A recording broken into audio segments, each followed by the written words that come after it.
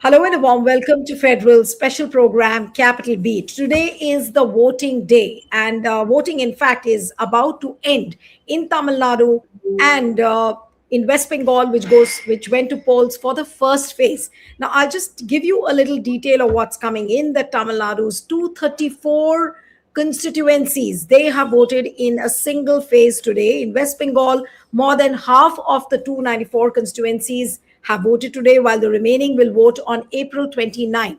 Now, in Murshidabad's Raghunath Ganj Girls School booth, voting was delayed after an EVM malfunction, with voters expressing anger over the absence of a replacement machine. A similar glitch was reported earlier at booth number 295 in Tamil Nadu's Duvipuram due to a control unit malfunction. Now, the contest in Tamil Nadu features the DMK-led Secular Democratic Alliance taking on the AIADMK-led NDA. And of course, the new entrant, TVK, can he be the X factor? That's what everyone is asking, because he's making his electoral debut. Now, the latest voter turnout, which is coming as of now, which is reported till 3 p.m. Anytime the voter turnout of 5 p.m. also will be released. But just sharing with you, at 3 p.m., Tamil Nadu's voter turnout percentage was 70%, and that of West Bengal was 78.8%. In fact, in the morning, there was a bumper voter turnout which was reported. So we'll try and discuss that what this poll in the first phase, what it means for West Bengal, and what this polling day means for Tamil Nadu as well. Joining me this evening is Shikha Mukherjee, senior journalist and political commentator from West Bengal. Thank you so much, Shikha, for joining. We have R. Kannan, who's a political analyst, joins us from Tamil Nadu. Thank you so much, Kannan, for joining. And let me begin with Shikha, because all eyes, of course, are on both states as to what is going to happen in Tamil Nadu, but so much of political fire in West Bengal. What can you really expect, and what can we say? Looking at the voter turnout, the latest one which is coming out, what does it go to show? Are the people voting for a change? That is impossible to tell at this stage. But what is interesting is that it is, even by West Bengal standards, intensely competitive. And we thought that we'd seen the intensity peak in West Bengal in 2021 and 2024 elections, but this time it's gone even further up. So all I can say is that the competition is very stiff. Both parties seem to be fighting with their backs to the wall, as though there's no future after this if either side doesn't win. And I think the voter participation is an indication that people are going to deliver a verdict which reflects their personal choices. I think that is a very important part of the whole story, which we tend to forget, that people are delivering a verdict which is of their own choice, given the fact that the Election Commission has made so much bandobast for people to go out and vote, as they say, free and fair and violence-free. In fact, what is remarkable is that in this, despite all the confusion over SIR, deletions, adjudication because of logical discrepancies, the tribunals not getting their act together, and for that matter, they've only released 139 names for this phase of the election. Taking all of that together, it's quite remarkable how smooth the election has been up to now. Okay, so looking at the morning hours, it was really in the first 2-3 hours, Shikha, the way voting picked up, like 18 to 19%. Nobody believed that this kind of a bumper voting would happen in the early hours of the morning. Do you have anything to say on that as well? I think the message from all the political parties was go out and vote early in the morning. Right. Also, it's very hot in the middle of the day.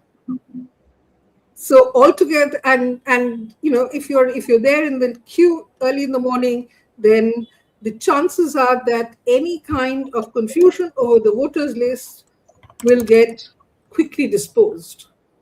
Whereas if there's a buildup of people, then but whatever be the people's anticipations and why they came in so early, clearly there was a feeling that um, one doesn't know what has happened.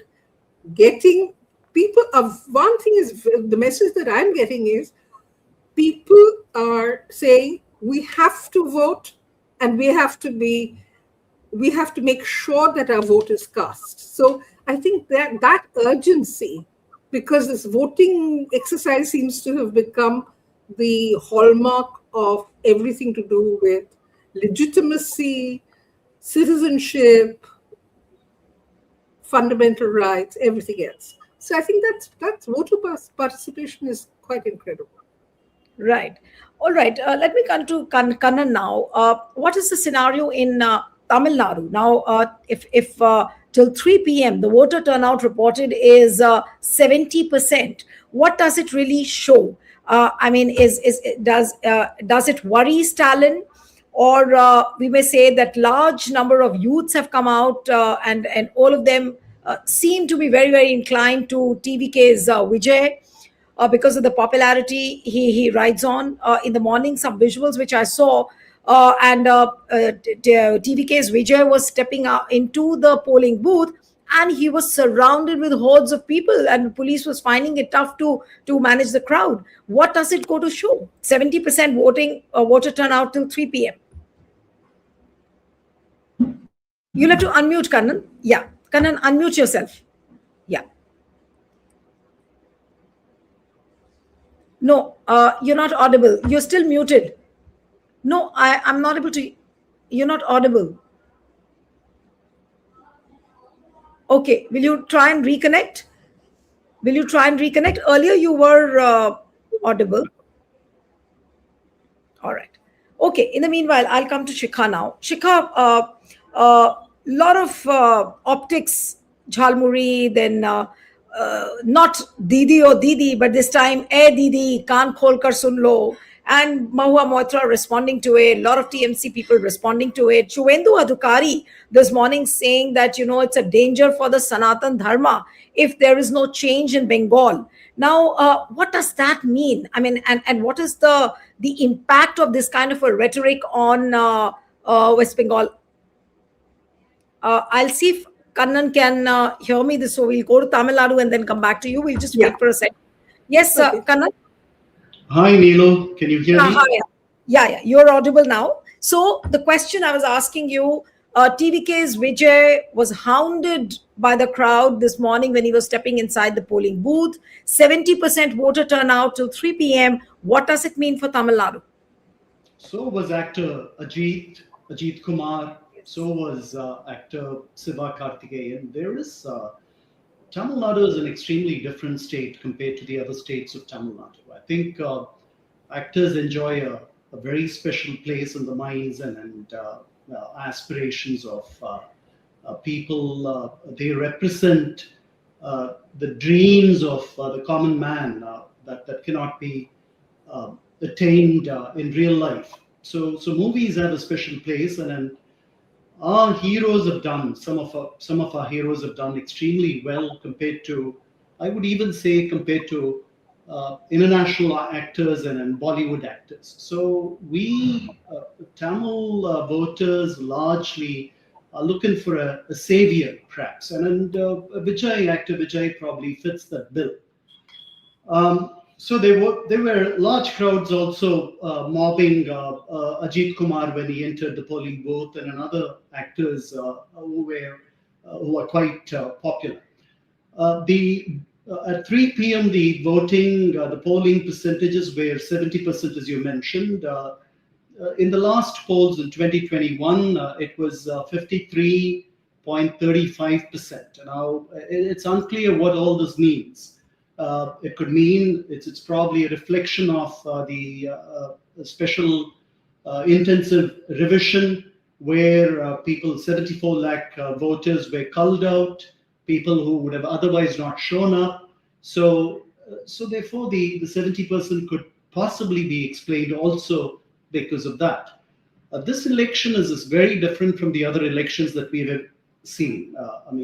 If you take the 1967 elections as a turning point in Tamil Nadu's polity and politics, and in 1977 elections as another turnabout. I think this election, it's too hard to call as yet. We will have to wait until the 4th of May, but certainly this is a highly energized election, certainly because of the arrival of actor Vijay, who doesn't enjoy a large organization or infrastructure as far as his party goes, but enjoys immense popularity and drew the largest of crowds unprecedented crowds in this election. I'm not referring to I'm not comparing him to the earlier elections or the crowds but he is the single largest conjurer of crowds. Whether we just have to wait. We don't know. No, but can we assume that this large number of people coming out to vote can also be a reason of worry for MK's talent? Because many people would feel that there could be an anti-incumbency. People would want to dislodge talent government, or you feel could be another reason. The voter turnout could mean either of one. It could mean that people have come out in large numbers to vote against, to throw out the present government. It could also mean that they want to retain this government. I can show you any number of polls as examples for either one of those. In 2001, when Jayalalitha stormed back to power after a very disgraceful fall in 1996, the voting percentage did not even reach 60%. And yet she made a triumphant comeback, and it was an overwhelming comeback for her. Last in 2016, Tamil Nadu polled close to 78%. It's the highest percentage of votes that Tamil Nadu had ever polled. This election could be somewhere between that and the 2021 elections, which I think was around 74%. So this could be 78%, it could be 75%. We don't know what these numbers mean. We just know that. If I specifically talk about Tamil Nadu, what do you think have been the X factors in these elections, and can those X factors twist the electoral story of Tamil Nadu? Well, there are the first-time voters who number about 14 lakhs. There are a younger crop of voters who make up a fifth of the voting population. The total population is 5.67 crores after the deletion of 74 lakh voters. You have 1.18 crore voters who are below the age of 30. I would think at least every other person in that group would probably opt for Vijay. So yes, he's a major player. When he started off this campaign, people like me thought that he would poll anywhere above 5%, probably 10%. Then it became 12%. Then it became 15%. Now there are people who are hazarding a guess. They're going up to 20% or more. But the difficulty is if he gets anything less than 30%, the translation of this support into legislators is going to be difficult. It could probably ensure a major DMK victory or an AIADMK upset. We don't know. Kanan, looking at the way the campaign has unfolded, what do you feel? Who holds the key this time? And many people say that TVK's Vijay could be the X factor. He could end up cutting a lot of votes of Stalin. Do you feel the same? You are there. You're watching things closely on the ground. Do you think that TVK this time will dent into DMK's vote big time? It will dent a large, in a major way, both the DMK and the AIADMK votes. Voters who would have otherwise voted for the AIADMK, some of them, or quite a few of them, might move towards Vijay. So that way he will hurt the AIADMK. So that way he's a curse to the AIADMK. Now he's a blessing to the AIADMK because he will draw away Dalit voters who would predominantly otherwise vote for the DMK, minority voters who would otherwise cast their lot with the DMK.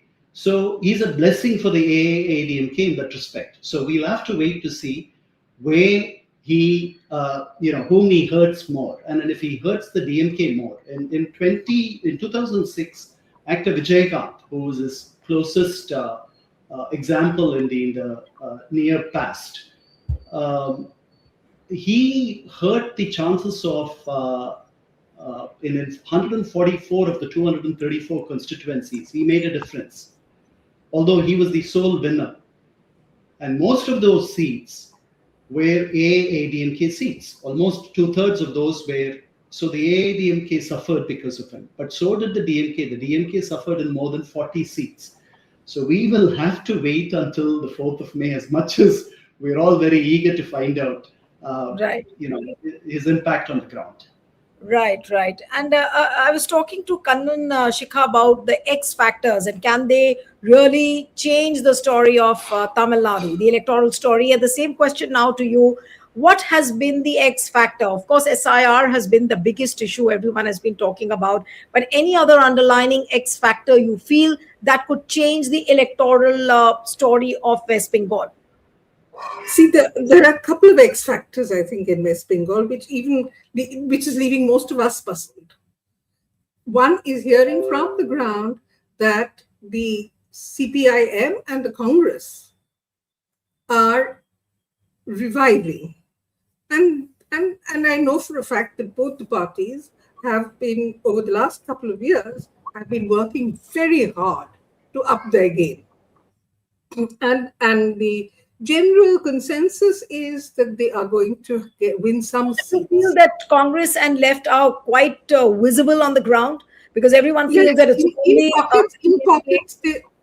in pockets they are probably going to win, or at least overtake the BJP and become the party number 2 against the Trinamool Congress in maybe 30 to 40 or maybe even 50 seats. If that were to happen, then it's the X factor. The other X factor, which nobody is talking about, and everybody talks about this person, this political phenomenon called Humayun Kabir and his association with AIMIM, and how he's going to cut into Muslim vote banks and all of that. There is an X factor which is absolutely homegrown and very hungry for success, which is the Indian Secular Front. If we remember, in the 2021 elections, the Indian Secular Front did win 1 seat. So that is the other X factor. And this time, they're contesting in 33 seats. Maybe they have they will probably win 1 or more seats. And that again becomes an issue because how is that vote going to play out? The second thing, those are the political factors. The second thing are factors which are very close to the people. It's quite extraordinary how the migrant issue, which riled West Bengal, which outraged West Bengal, because migrant workers came running back.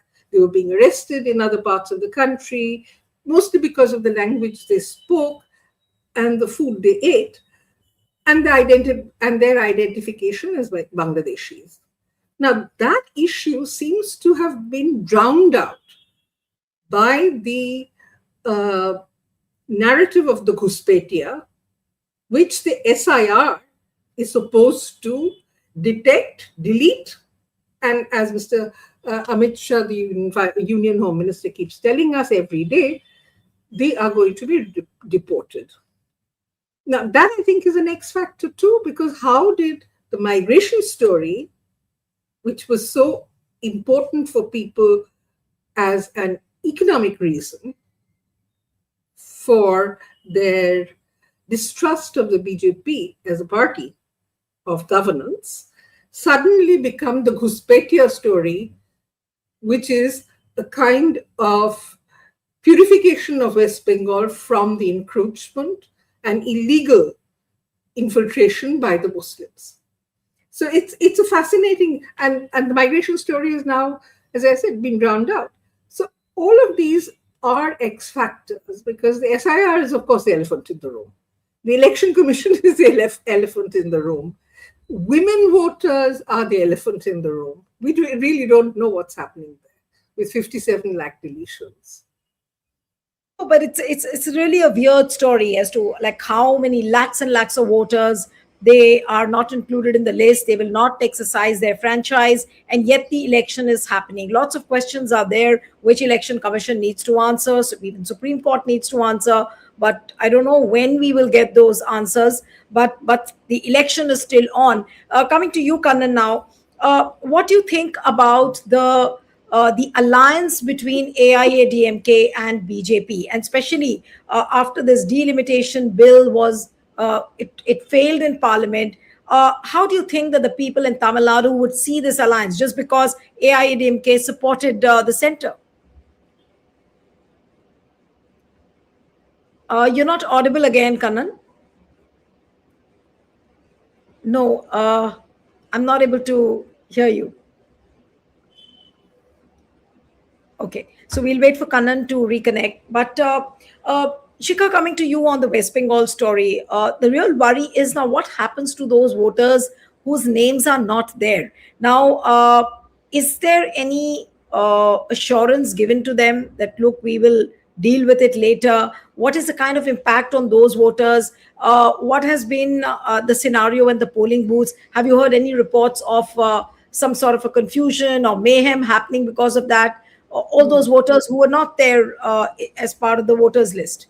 No, I haven't. That is the surprising part of it. So, my reading of this is as follows. One, that the voter who has been deleted, and probably deleted incorrectly, because I know of lots of cases of people whose names have been deleted incorrectly, and so do a lot of other people in West Bengal. Those deletions, people are waiting to see what happens after the election. It's not that the issue has gone away. You can't brush this issue under the carpet. So people, I think, are waiting to see what happens after the election. Now, I was talking to the former Chief Election Commissioner S.Y. Qureshi on the phone, and he said that, if I had been the Chief Election Commissioner, I would have allowed those voters to vote.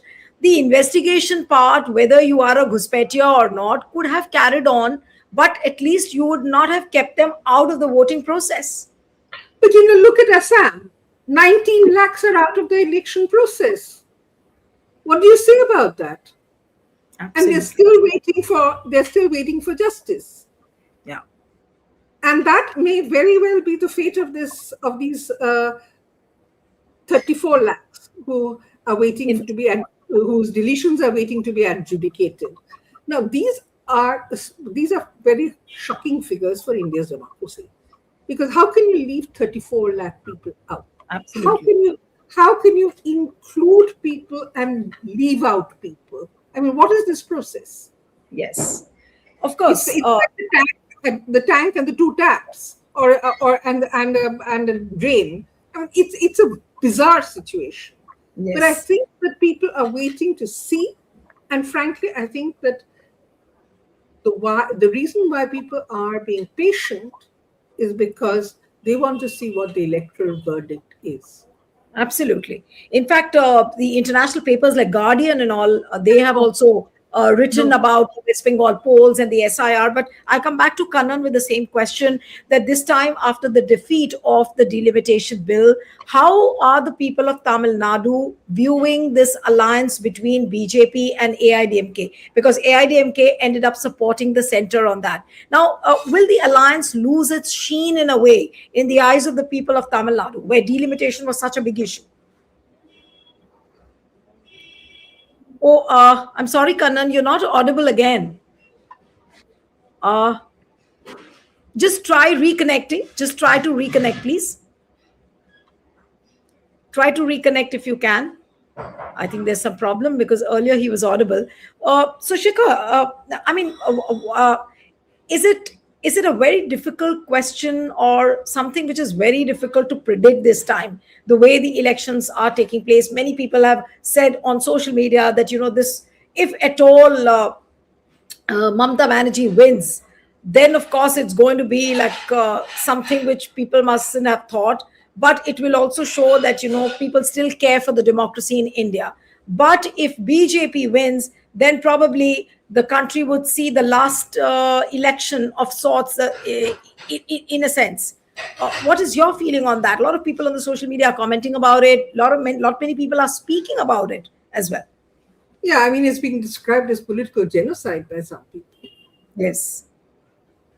which means that, this is like death of democracy. Yeah. So, yes, there is. I'll interrupt you. Yeah. I'll interrupt you, Shikha. I'll just try to see if Yeah, Kannan yeah. is there. Kannan, can you hear me? Yes, I can hear you. Can you hear me? All right. All right. Yeah, you're audible. Okay. So with the same question. Yes, So Kannan. to begin with, there was no sheen to be lost. The BJP, the alliance with the BJP is a mill around the AIADMK's neck. The AIADMK has no other option except to ally with the BJP, because from the figures of the 2024 parliamentary elections, it was clear if they had been in an alliance, despite the laws of minority voters deserting them, they would have still, given a tough fight, put up a tough fight in about 15 of the 39 constituencies.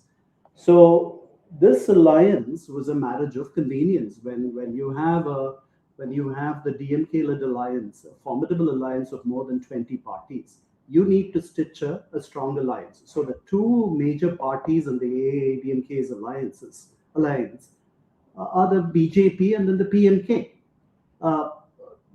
So there was no more sheen to be lost. Any sheen that was there was already gone.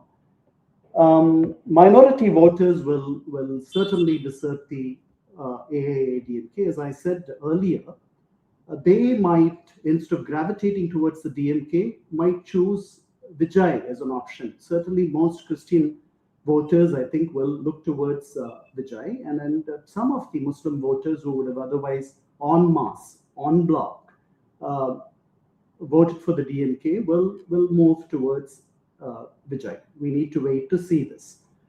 The other difficulty is the AIADMK's alliance is a more cohesive alliance, at least from the outside. On delimitation was not a major issue here, one way or the other. So the narrative was current and was in vogue for about a day, and then the discussions died down. So I don't think the BJP scored a victory. Neither did Stalin, talking about. I mean, he said Madras has defeated Delhi, etc., etc. I don't think it was an issue, and I think the BJP, whatever its reasons are behind the hasty introduction of the bill, linking it with the women's thing, empowerment, etc. It's not clear to me, but they didn't succeed. Neither did the opposition, because there are other issues that are at play here. It's not the delimitation. The SIR is not a major issue. The DMK never made it an issue, unlike in West Bengal. So there are other issues. Good governance is an issue. Was the DMK able to give good governance? Law and order is an issue. Its candidates, if it has to shift 60 candidates, then there is an issue there. The party hadn't, of the 130 plus legislators, if it would change 60 legislators, if it's fielding fresh faces, then there's an issue with the incumbent. That's what their surveys must have told them. So there are local issues that will take predominance here. The BJP is not the issue here, although the Chief Minister and the DMK have made it, the narrative, the anti-BJP narrative holds the center in a parliamentary poll, not as much in the assembly elections. But another quick question, Kannan, and then I'll take the concluding comments from Shikha, that looking at the current scenario of how Tamil Nadu politics has been and what it looks like in 2026, how positive are you that Stalin may come back to power? Many people feel that Stalin is in a very stable position, and there is all likelihood that he might come back to power. As we speak now, I still think that the DMK has an edge and Okay. could make it back to power. But anything could happen. So we just have to. Nothing is. I mean, this is an unpredictable election in many ways. Okay. Okay. On So, the third, just a line. yes. If Vijay decides to, if he does well, maybe not, he doesn't get many seats, but he holds a very respectable figure of vote. And if he decides to stay, he could be looked upon as an alternative by the Tamil populace in the future. Okay, so the unpredictable election because of the TVK factor. Vijay, if he does well, then who knows? He might be a new entrant altogether and a promising one for the next assembly elections in Tamil Nadu. Shikha, coming to you, the first phase which has gone to polls, the number of constituencies which have gone to polls, who do you think seems to be having an edge? And that's my final question. Yes. I wouldn't even begin to hazard a guess. But you asked me about whether there's been any confusion over these voters list and the tribunal hearings and the inclusion of names is shocking. The Supreme Court intervened because Nandulal Bose, the man who illustrated the Constitution, his great-grandson, his name had been taken off the voters list. And then the Supreme Court intervened and the Election Commission put his name back on the voters list. And now the news is that he hasn't been allowed to vote. So, the magnitude of confusion, incompetence, and frankly denial of rights is beginning to be touch a level where the Election Commission's intentions and the Election Commission's performance is not just questionable, but it's very, very dubious. So the dubiousness, so many questions, and that makes West Bengal equally unpredictable. Yep, it does. All right, so the first phase of polling is over in West Bengal, and Tamil Nadu closes down today completely because it was a single phase poll, and the counting is on 4th of May. So still we do not know. We have been discussing all the X factors, who is becoming more dominant, who holds the edge. All this we've been discussing, but nobody has been able to give a clear-cut answer, whether it was Tamil Nadu, whether it was West Bengal. So we'll have to wait and watch what happens on 4th of May. And of course, not to forget that 29th of April is the second phase of polling in West Bengal. So we'll be tracking that as well. Thank you so much, our Kannan Shikha Mukherjee. Thank you very much for joining.